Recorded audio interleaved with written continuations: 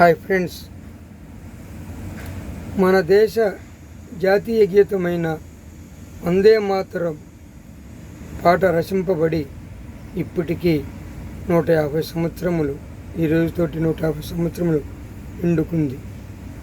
మరి ఈ పాటకి ఇంత ప్రాధాన్యత ఇవ్వటానికి కారణం ఏంటంటే 1947కు పూర్వము మనల్ని ఆంగ్లేయులు పరిపాలించేటప్పుడు మన వాళ్ళు ఉద్యమాలు చేసేటప్పుడు మరి ఈ పాటని వాళ్ళల్లో ఈ పాట ఎంతో మరి స్ఫూర్తిగా నిలిచి మరి ఇంకా ఉద్యమం బలంగా తయారవటానికి ఉపయోగపడింది ఈ పాట.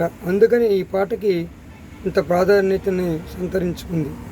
నేనేమంటే చెప్పేది, ఈ పాటని ఇప్పటితో మర్చిపోకూడదు. ప్రస్తుతానికి మనం పాఠశాలలో చిన్నప్పుడు చదువుకున్నాము, అలాగని మన పిల్లలకు కూడా మరి నేర్పాలి. ప్రతి భారతీయుడు ఈ పాటని కంఠస్థం చేయవలసిన అవసరం ఉన్నది. కాబట్టి ఈ పాటను రచించిన బంకిం చంద్ర చటర్జీ గారికి మరి ఇంకొకసారి మనం అభినందనలు తెలపాలి.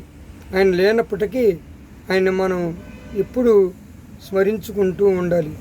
ఎందుకంటే మన దేశం స్వాతంత్రం సాధించటంలో ఆయన రచించిన పాట మనల్ని ఇంత స్ఫూర్తి నింపింది కాబట్టి ఆయనకి మనం అభినందనలు తెలపాలి.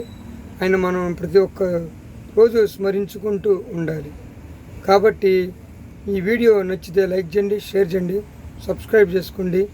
ఇలాంటి మంచి వీడియోల కోసం మన బంధువులకి కంపల్సరీగా షేర్ చేయండి.